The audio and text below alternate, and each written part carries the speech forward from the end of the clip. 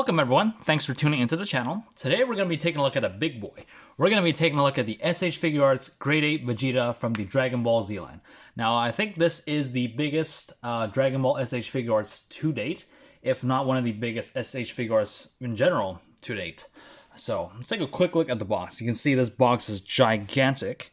I'm just gonna give you a quick comparison so you get an idea of how big this box is. This is the regular Vegeta box, and as you can see, it just literally gets dwarfed. You can probably fit more than 4 of these guys, and it'll just take up the front side. And he's about at least 3 times the width of one of these smaller boxes. So just to give you an idea, and as you can see here, we got Great Ape Vegeta. We don't have much of a window here, and I think that's actually due to the fact that they want to make this box as sturdy as possible because it's a big and a heavy figure.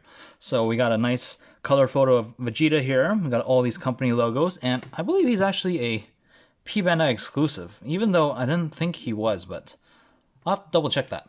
But on the side here, we can see, running out of room, we got different faces. We got one with one of his eyes scratched out, him squeezing Goku. I know it's not easy to see here, so just bear with me. Squeezing Goku, and I'm just gonna drop this down. You can see him, he's kind of just roaring right there.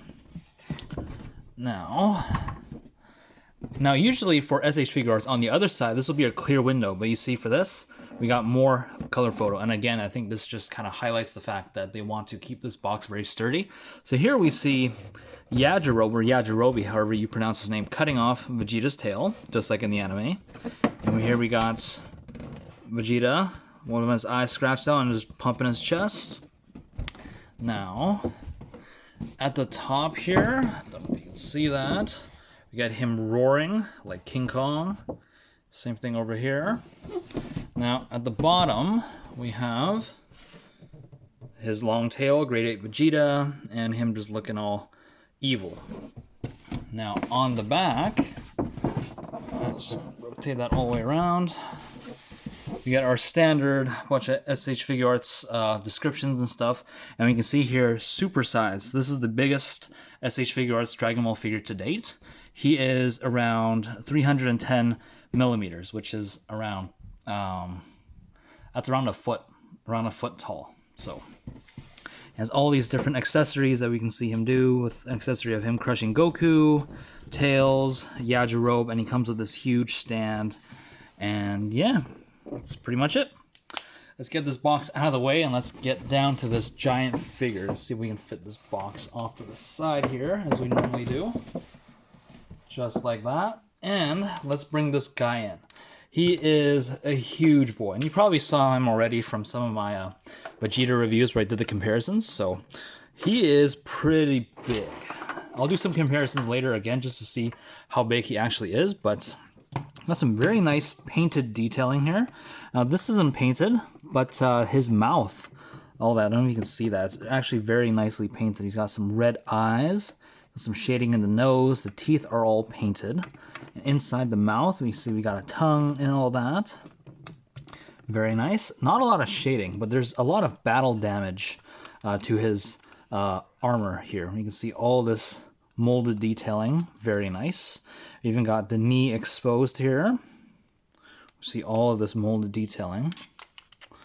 And on the back, I actually didn't install his tail yet. There's 2 versions of the tail, as we probably saw earlier on the box, so we'll get there when we get there. But all this molded detail here, it's very nice. And we even get one of the shoulder guards all destroyed right here, while the other one is kind of still intact. So that's very nice. So going over articulation real quick, head is on a ball joint. We can twist side to side, very squeaky. But also you can get a little bit of tilting, so I'm thinking it's more of a ball joint than anything. It's really hard to see. You can look up, down, not a lot. Base of the neck, actually, I believe this time is on a hinge because it doesn't really move side to side or rotate or anything like that. The jaw is actually articulated, so you can get it opening and closing. Very nice. Now these shoulder pads are attached on the back via a ball joint, just like all the other SH Figuarts. But he actually has a butterfly joint, so I'm just gonna pull that forward this far, and actually you can get that forward this far. You can see in the back here, if we get this out of the way, actually comes out. And the butterfly joint is actually in the front here, right there. You can see that if we move in and out, it hinges right there. So getting that out of the way, we get a shoulder hinge that actually goes past 90, which is better than some of the other ones. I think the butterfly joint plays a role in that as well, but that's pretty good. Now, if we get this shoulder pad kind of out of the way, we get a ball joint in the shoulder. It's very, very tight. I can rotate 360 degrees, just like that. We get a bicep swivel here. We get an elbow bend that goes just past 90. And we also get our standard ball jointed wrist with a hinge and a hinge and a swivel as well. So getting these arms out of the way, we get a double, I think there's two ball joints, one in the chest, one in the waist. There's a bit of rotation as well. I'm not exactly sure, it's kind of hard to see in there. So you get that much articulation backwards and this much forward, which is actually quite a bit. Now, you can kick forward this far, very nice ratchet, but he can't really kick back. That's as far as he goes. This is all just solid piece, and you see it's kind of just blocking it from moving back, so there's that. You can do the splits, and I think this is actually better than the normal Vegeta, so kudos to that. We also got thigh rotation here, as well as a ratcheted double ball jointed knee that goes just past 90. And down at the ankles, we get a swivel at the top. We get a hinge in the middle that's ratcheted. We also get a ratcheted swivel here into the foot, as well as a toe bend that goes that far up. Man, my arm is getting sore just carrying this guy. He is super heavy. So just get him to stand. So that's it for the articulation for this guy. So make sure he stands without falling. Do not want him falling out of everyone out there. So I'm just gonna put him off to the back. Let's take a look at some of the accessories that this guy comes with. I probably bumped the camera, let's just set it straight. It's probably better, good. So, it comes with some hands, of course. So he's got these two open palms that come out of the box, just like that.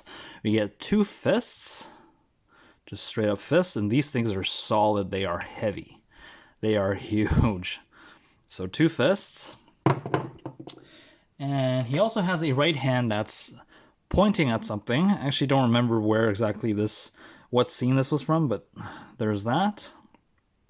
And he also has a special hand, two hands together, crushing Goku. Now, the funny thing is, this accessory in and of itself just proves that this figure right here is out of scale. He should be much bigger than he actually is, but that's completely understandable why they didn't make him any bigger, because this guy already is around $250, if not more. To make him even bigger and actually to scale, he'd be around $600-700, and I think that's way too much for a lot of people. So this is him squeezing Goku. I'm going to bring in Goku himself right here. So you can see that if this was to scale, he would be at least 3 times as big as he is right now. And that's just way too big to really... It's too big of a figure to even be practical. So, but we got a nice, cool accessory here. He's nicely painted. He's screaming in pain, getting squished. And we got some painted boots as well down here. So yeah, there's that. To switch in the hands, super easy. Pop that right off. It actually comes off easier than some of the other ones. And let's just give him the pointer finger, big ball socket, and just plug that right on, just like that. Here we got Vegeta doing a big pointer finger. So there's that. He's out of the way. Now he comes with his 2 versions of the tail. There's the complete long tail, and there's also the short stub that it's after when he got his tail cut off. So either one of these, there's a ball socket there, or it's actually more just of a peg hole. And let's bring in our guy here, and we can see, I'm just gonna use my thumb just to pull up this little peg. It's actually very tight. So we're just going to take our peg hole, which is on this end. We're just going to plug that right onto this peg. Just like that. So now we have Vegeta with his tail. Now this is the complete tail. Now if you want to do the other one, super easy as well. Same thing, peg hole. Just peg that right in, and here we get Vegeta with the stub. So for the purpose of this video, let's give him a complete tail, because that looks way better in my opinion. So there's the tail. Let's rotate it a little bit so it doesn't really bump into the wall here. There we go. Now, he also comes with a extra face accessory, and this is the only extra face accessory that he has. Because, I mean, you don't really get much of an expression with that face right there. So, this one is the one with his eyes scratched out, and to switch this is fairly easy. See, we get 2 pegs here. All we're going to do is, we're going to, I think we pull this top jaw off first. And then we can get our finger here, we can kind of just pull this off just like that, and that, God, looks freaky. Oh my God. So we got our 2 peg holes. I'm going to peg it right into these little eyes, just like that. And yeah, that still looks freaky. We're going to take our top jaw here, and we're just going to peg that right in here. Give it a good push, and here we got Vegeta with 1 eye. And here's the other piece, just like that. Now, one of the last accessories is Yajirobe right here. This is a solid piece. It does not articulate, it does not do anything, but it's very nicely painted, very nicely sculpted. Got a nice katana, silver paint, and gold hilt. Get this nice orange robe, and we got this scabbard here on this side. You see we got a huge peg hole on the back, and I'll show you what that's for in a second. So now this guy works with this attachment piece. So this attachment piece, this small peg, there's 2 pegs. There's a big one, there's a small one. The small one pegs right into the back, just like so. Just give it a nice push, get it all the way in, just like that. That holds them up just like that. Now this is for an attachment. This attaches to something else. So I'm actually going to bring this guy out of the way. And the last accessory that this guy comes with is this gigantic stand, which is understandable because he is a gigantic figure. So let's just take a look at this first. So this comes separately and it plugs into the base. Now we get 2 hinge joints. We get one down here on the bottom, and we also get one up here at the top.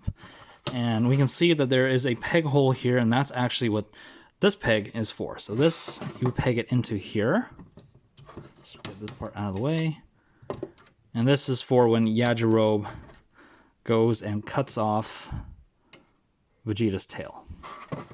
And I'll have to find the best way to pose this. I'm not exactly sure what's the best way to do it, but you guys will see it in my photos that I always do at the end of the video. So now to put Vegeta on here, pretty easy. This articulates in and out. So we're just gonna bring our guy in here. Just gonna set him right here, and probably want to drop this down a little bit, just like so. It's probably better, just like that. And we're just gonna peg this on. And it doesn't really do much. It can't elevate him because, again, he's way too heavy. It's just there to secure him and just to give him more of a better presentation, I guess. So let's get our accessories out of the way. Let's just do a quick comparison. I just have 2 quick comparisons to compare with. We got Vegeta here, untransformed. And as you can see, obviously it's not to scale. The standard Saiyan should be able to fit in the hand of a Great Ape, just like this accessory shows. So everything is a little small. See, at least 3 times the size would be ideal, but however, impractical, so completely understandable. And of course, we got to bring in Goku here, as we saw earlier. So just to give you an idea of how big this guy really is. So let's get these out of the way. So that is my review of the SH Figuarts Great Ape Vegeta from the Dragon Ball Z line. This is an excellent figure. This is one of a kind. He is the biggest SH Figuarts Dragon Ball figure. The second one would probably have to be Shenron, which I have in storage right now, but I will be reviewing that hopefully soon, and when I review that, I will be doing a comparison with this guy, so that you can see how those two characters compare.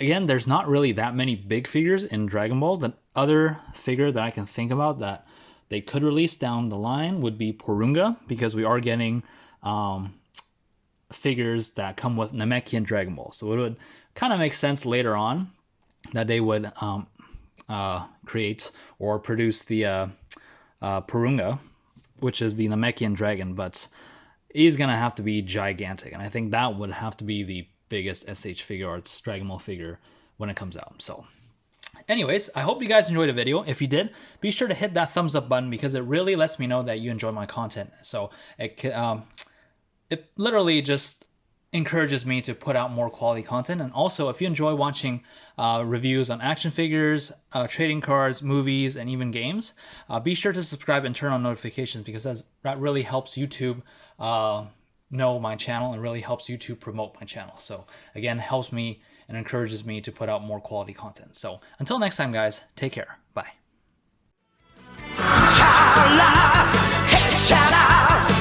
何が起きても